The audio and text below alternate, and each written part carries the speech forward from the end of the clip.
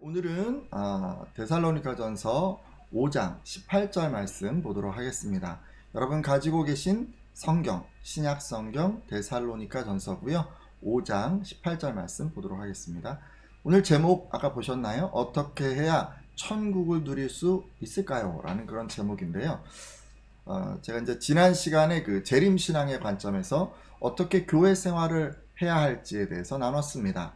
오늘은 어떻게 해야 천국을 누리며 살 수 있을까에 대해서 좀 나누고자 합니다.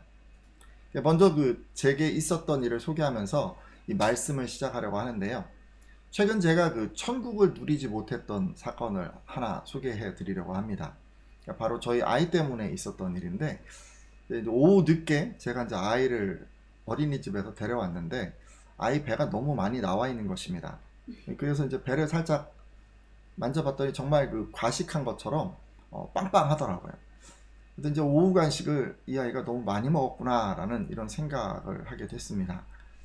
이거 이제 저녁 식사 때가 됐는데 아이가 맛난 것만 골라서 이제 조금 이렇게 먹더니 이내 먹는 것으로 장난을 치기 시작했습니다. 아마 배가 불러서 먹기가 싫었나 봅니다. 제가 몇 번 경고했지만 아이가 장난하는 것을 멈추지 않았습니다. 결국 저는 그 아이를 야단치기에 이르렀죠. 그러자 아이는 이제 뭐가 서러운지 이렇게 엉엉 울기 시작했습니다. 여러분 이 상황이 좀 이렇게 보이시나요? 상황이 이렇다 보니까요. 여러분 제가 저녁을 먹기는 했는데 뭘 먹었는지 생각도 안 나고 마음은 무겁고 좀 짜증도 나고. 여러분 근데 이런 상황에서요. 제가 어떻게 해야 천국을 누릴 수 있었다라고 생각을 하십니까? 이 질문에 대한 답을 찾기 위해서 여러분 오늘 예수님의 가르침을 좀 살피려고 하는데요. 잠시 마태복음 7장 21절 말씀 보도록 하겠습니다. 마태복음 7장 21절 같이 한번 읽겠습니다. 나더러 시작. 나더러 주여 주여 하는 자마다 다 천국에 들어갈 것이 아니요 다만 하늘에 계신 내 아버지의 뜻대로 행하는 자라야 들어가리라. 아멘. 자, 이 말씀을 보면요. 주여 주여 하는 사람이라고 다 천국에 들어가는 것이 아니라고 합니다. 그러니까 겉으로 보기에 신앙생활 열심히 하는 사람이 천국에 다 들어가는 것은 아니라는 것입니다.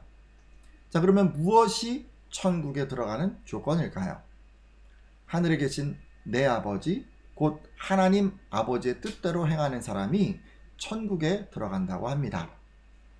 당시에 이 말씀은 행함이 없는 종교 생활을 하던 이 유대인들에게 실천적 신앙의 중요성을 강조하기 위해서 하신 것입니다.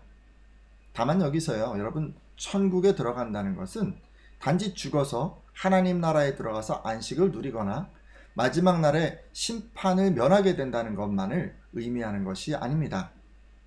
여기서 천국에 들어간다는 것은 이 땅 사는 동안에도 천국을 누리며 사는 것까지 포함하고 있습니다. 따라서 이 말씀에 의하면 여러분 천국을 누리려면요 반드시 하나님의 뜻대로 행해야 합니다. 자, 여러분 그러면요 우리가 천국을 누리기 위해서 행해야 하는 하나님의 뜻은 무엇일까요? 어떤 것을 실천해야 이 땅 사는 동안에도 우리는 천국을 누리며 살 수 있을까요? 일반적으로 여러분 주의 뜻은요 하나님의 말씀 곧 율법을 가리킵니다. 그래서 이런 관점에서 어떤 분은 하나님의 뜻은 십계명이다 라고 말씀하시기도 하고, 또 어떤 분은 그것을 요약한 하나님을 사랑하고 이웃을 사랑하는 것이라고 말씀하시기도 합니다. 이렇게 전통적으로 하나님의 뜻은 율법의 형태로 인식했습니다. 여러분 그런 거 어때요? 맞아요. 하나님의 뜻은요 말씀대로 살아가는 것입니다. 이게 쉽게 얘기하자면 그런 거죠. 말씀 순종의 삶을 사는 것이 곧 하나님의 뜻대로 사는 것입니다. 그래야 우리가 이 땅에서도 천국을 누리게 되는 것입니다.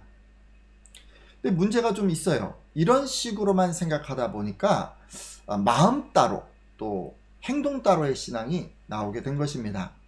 그러니까 단순히 여러분 하나님의 뜻을 무엇을 하고 또 안 하고에 맞추다 보면 하나님의 뜻에 동의하는 마음은 없는데 단지 천국을 얻기 위해서 억지로 뜻을 행하는 사람들이 나올 수 있습니다. 예를 들면 하나님을 사랑하지 아니하고도 뜨겁게 예배할 수 있고, 이웃을 사랑하지 아니하고도 그들이 어려울 때 나서서 도울 수 있게 된 것입니다. 이렇게 마음 따로 행동 따로의 신앙이 있을 수 있는 것이죠. 그럼 어떨까요? 이런 사람이 천국을 누릴 수 있을까요? 아니요, 그렇지 않아요. 이런 분들은 천국을 누리면서 살 수가 없습니다. 그러면 어떻게 하면 좋을까요? 어떻게 해야 하나님의 뜻을 우리의 마음에도 실현할 수 있을까요? 그래서 온전히 천국을 누리며 살 수 있을까요? 데살로니가전서 5장 18절 말씀을 통해서 그 대안을 얻고자 합니다. 바울 사도는요, 데살로니가 교회 성도들에게 하나님의 뜻을 마음에도 실현할 수 있는 대안을 제시합니다. 데살로니가전서 5장 18절 말씀인데요. 함께 읽도록 하겠습니다. 범사에 감사하라. 읽겠습니다. 시작. 범사에 감사하라. 이것이 그리스도 예수 안에서 너희를 향하신 하나님의 뜻이니라. 아멘. 자, 지금 말씀에서 뭐라고 하십니까? 범사, 곧 모든 일에 감사하라고 합니다. 그것이 그리스도 예수 안에서 우리를 향하신 하나님의 뜻이라고 하면서 말이죠. 그렇습니다. 우리를 향한, 그러니까 우리의 어떤 마음을 향한 하나님의 뜻은 감사라고 할 수 있습니다.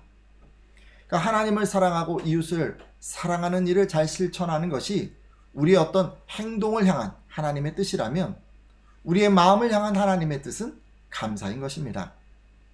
이로 보아 하나님의 뜻을 온전히 실천하려면 말씀 순종과 더불어서 감사를 실천해야 함을 알 수 있습니다. 그래야 비로소 이 땅 사는 동안에도 천국을 누리게 되는 것입니다. 근데 여러분, 제가 이제 이렇게 말씀을 드리지만 이 감사가 절대 쉬운 게 아닌 것 같아요. 여러분, 왜 감사가 쉽지 않을까요? 한번 생각해 볼까요? 여러분, 감사란 무엇일까요? 감사는요, 기본적으로 고맙게 여기는 마음을 말합니다. 상대방이 베푼 호의나 친절을 고맙게 여기는 것입니다. 그래서 상대방이 베푼 것을 고맙게 여기는 마음이 있는 경우에는 감사가 쉽습니다. 아니, 어쩌면요, 고마움을 느끼는 그런 상황에서는요, 감사가 저절로 됩니다. 사실 우리도 마찬가지예요. 우리 역시도 받은 은혜가 고마워서 하나님께 감사합니다. 잠시 우리가요, 하나님 주신 여러 가지 고마운 것들, 우리에게 주신 그 고마운 것들 한번 잠깐 살펴보려고 합니다. 가장 먼저 우리는요, 예수 그리스도께서 희생해 주셨기 때문에 고맙습니다. 아담 이후의 모든 인류는 죄로 인해 영원히 죽어야 하는 운명에 놓였습니다. 아무도 이 문제를 해결할 수가 없었죠. 하지만 하나님께서는 그의 아들 예수 그리스도를 이 땅에 보내주셨고, 또 그분이 온 세상 죄를 해결하기 위해서 우리 죄를 짊어지고 대신 죽어주셨습니다. 베드로전서 3장 18절 상반절 말씀인데요. 제가 한번 읽도록 하겠습니다. 그리스도께서도 단번에 죄를 위하여 죽으사 의인으로서 불의한 자를 대신하셨으니 이는 우리를 하나님 앞으로 인도하려 하심이라. 아멘. 자, 말씀을 보니 예수 그리스도께서는 죄 없는 의인이셨지만 불의한 우리를 하나님께로 인도하기 위해서 의인으로서 불의한 우리를 대신하여 죽어 주셨습니다. 한마디로 우리를 살리기 위해서 대신 죽어 주셨다는 말씀이죠. 근데 만일 예수 그리스도께서 이렇게 희생하지 않으셨다면 우리 어떻게 되었을까요? 아마 대부분의 사람들이 하나님의 의에 이르지 못해서 마지막 날 심판을 받게 되지 않았을까요? 영원한 지옥불에 던져지지는 않았을까요? 자, 근데 예수 그리스도께서 대신 죽어주심으로 오직 그분의 이름을 믿음으로 우리의 모든 죄가 사함받고 무시무시한 심판을 면하게 된 것입니다. 그래서 우리는 이런 구원을 실행해 주신 하나님, 또 친히 희생해 주신 예수 그리스도께 너무도 고맙습니다. 또 우리는요, 죄를 용서해 주셔서 고맙기도 합니다. 요한일서 1장 9절인데요. 이 부분 말씀도 제가 읽겠습니다. 만일 우리가 우리 죄를 자백하면 그는 미쁘시고 의로우사 우리 죄를 사하시며 우리를 모든 불의에서 깨끗하게 하실 것이요. 아멘. 자, 말씀을 보니 하나님께서는 우리가 죄를 자백하면 어떤 죄든지 사하여 주십니다. 여러분 믿으십니까? 그리고 우리를 모든 불의에서 깨끗하게 만들어 주십니다. 여러분이 어떤 죄를 지었다 할지라도 진심으로 뉘우치고 자신의 죄를 하나님 앞에 고백하고 돌이키면 하나님께서는 미쁘시고 의로우셔서 여러분을 깨끗하게 만들어 주십니다. 그래서 우리는 이렇게 용서해 주시는 하나님께 고맙습니다. 또 우리는 고쳐주셔서 고맙기도 합니다. 마태복음 14장 14절인데요. 이 부분 말씀 제가 읽겠습니다. 예수께서 나오사 큰 무리를 보시고 불쌍히 여기사 그 중에 있는 병자를 고쳐주시니라. 아멘. 예수님께서는 자신을 따르는 무리 가운데 병자들을 고쳐주셨습니다.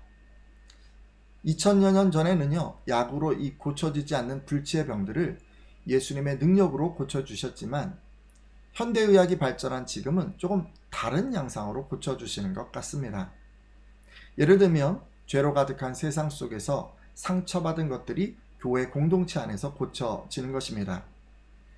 어떤 사람은 말씀을 통해서 고쳐지기도 하고, 또 어떤 사람은 기도 가운데 고쳐지기도 하고, 또 어떤 사람은 공동체에서의 그 관계를 통해서 고쳐지기도 합니다. 지금도 하나님께서는 다양한 방식으로 이 성도들의 상처받고 병든 부분을 고치고 계십니다. 그래서 우리는 고쳐주시는 하나님께 참 고맙습니다. 또 우리는 자녀 삼아 주셨기 때문에 고맙기도 합니다. 요한복음 1장 12절 말씀인데요. 이 부분 말씀도 제가 읽도록 하겠습니다. 영접하는 자 곧 그 이름을 믿는 자들에게는 하나님의 자녀가 되는 권세를 주셨으니. 아멘. 여러분 말씀을 보니까 영접하는 자 곧 예수 그리스도의 이름을 믿는 사람들에게는 하나님의 자녀가 되는 권세를 주셨다고 합니다. 아니 그러면 하나님의 자녀가 되면 뭐가 좋을까요? 일단 온 세상의 통치자이신 그 하나님의 사랑을 받고 또 보호를 받습니다. 또 하나님 나라를 상속받을 권리를 갖게 됩니다. 그것이 하나님의 자녀가 누리는 특권입니다. 그래서 우리는 자녀 삼아주시는 이 하나님께 고맙습니다. 또 우리는 기도를 들어주셔서 고맙기도 합니다. 요한복음 14장 14절 말씀인데요. 이 부분 말씀도 제가 읽도록 하겠습니다. 내 이름으로 무엇이든지 내게 구하면 내가 행하리라. 아멘. 예수님께서는 당신의 이름으로 구하면 행하시겠다고 약속해 주셨습니다. 이것은 구하는 대로 다 주시겠다는 말씀이 아니라 어떤 형태로든지 선한 것으로 응답해 주신다는 의미입니다. 여러분 그렇지 않습니까? 현명한 부모라면 누구든지 그럴 것 같아요. 식사 때가 돼서 배가 고파요, 까까를 먹고 싶어요 라고 하는 그 아이에게 그 소원대로 과자를 다 챙겨주지는 않을 것입니다. 오히려 아이의 기대와는 달리 영양이 풍부한 식사를 준비해 주시겠죠. 마치 이런 것처럼 하나님께서도 우리의 기도에 이런 식으로 응답해 주십니다. 그래서 우리는 늘 선한 것으로 응답해 주시는 하나님께 고맙습니다. 그리고 한 가지 더 말씀드리자면 우리는 합력하여 선을 이루게 하시는 하나님, 선한 결과를 주시는 하나님, 그분이 너무 고맙습니다. 로마서 8장 28절 말씀인데 이 부분 말씀은 우리 모두 함께 읽도록 하겠습니다. 우리가 알거니와 이제 말씀인데요. 같이 한번 읽겠습니다. 시작. 우리가 알거니와 하나님을 사랑하는 자 곧 그 때로 부르심을 입는 자들에게는 모든 것이 합력하여 선을 이루느니라. 아멘.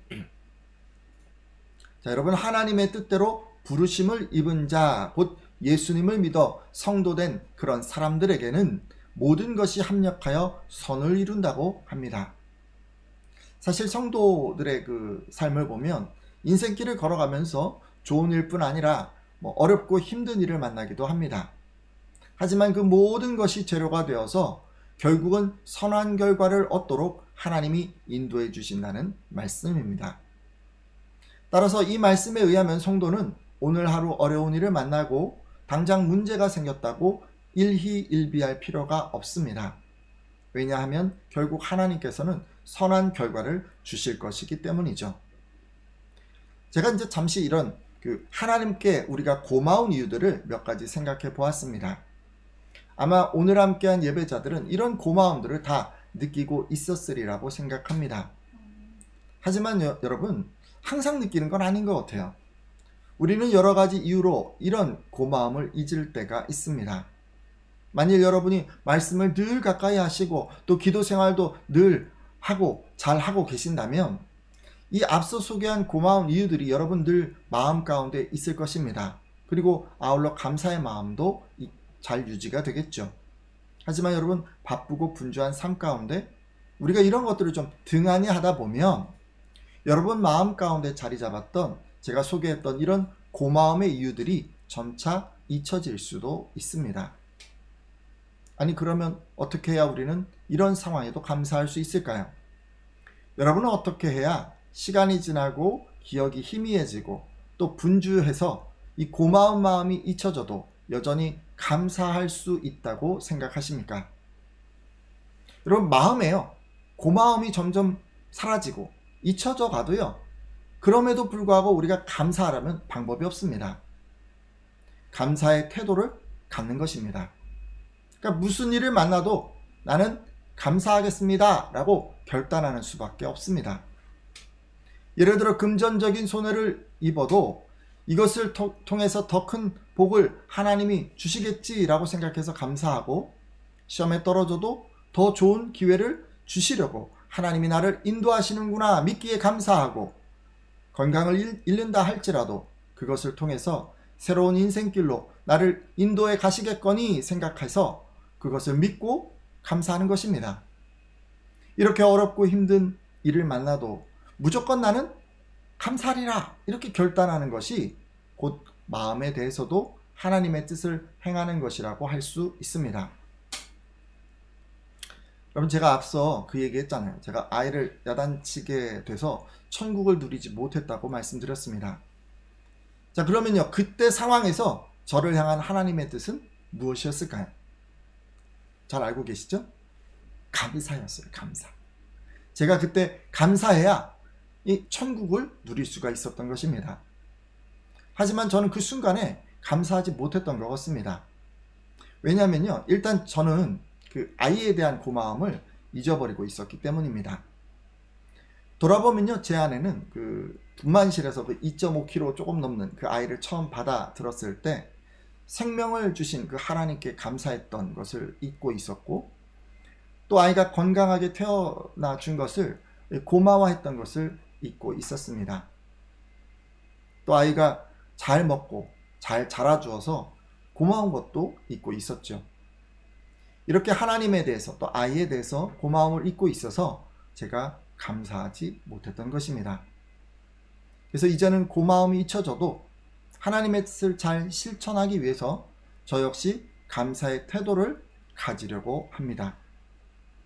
예를 들면 이런 거죠. 아이가 간식을 많이 먹어서 배가 불러서 귀가해도 우리 아이가 치열한 행정 경쟁에서도 잘 살아남겠구나 라고 이렇게 감사하다 이렇게 좀 생각해 주고, 제멋대로 좀 고집을 부리는 상황이 되어도 우리 아이도 이제 자기 주장이 생기기 시작했구나, 이제 성장 과정을 잘 따라가고 있구나, 잘 커주고 있구나 이렇게 생각해서 감사하고, 뭐 이런 식으로 한번 생각해 보려고 합니다. 왜냐하면 이렇게 늘 감사하는 것이 이 마음에 하나님의 뜻을 실천하는 것이고 또 천국을 누리는 길이라고 생각되기 때문입니다. 여러분도 그렇게 생각하십니까? 네. 만일 그러시다면요, 여러분 저처럼 오늘 함께한 예배자들도 이 감사의 태도를 갖겠다고 한번 결단해 주십시오.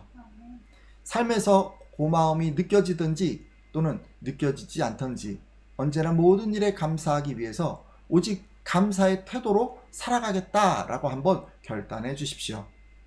그러니까 주변에 어떤 일이 생겨도, 분노하는 일이 생기고 짜증나는 일이 생기고 또 속상한 일을 만나도 감사하겠다라고 한번 이 시간 결단해 주십시오. 그래서 어떤 상황에도 하나님의 뜻을 여러분의 마음에 이루고 또 천국을 누리는 여러분이 되어 주십시오. 이제 기도하고 마치려고 합니다. 우리가 천국을 누리지 못하는 것은 하나님의 뜻대로 살지 못하기 때문입니다. 혹시 그간 주변 환경에 이런 감사하지 못했다면 이 시간 돌이켜 주시고 하나님의 말씀에 순종함으로 이 행함을 통해서 하나님의 뜻을 이루고 또 감사의 태도를 가짐으로 마음으로도 하나님의 뜻을 이루겠다고 결단해 주십시오. 이렇게 기도하는 분들마다 넉넉히 천국을 누리시리라 믿습니다.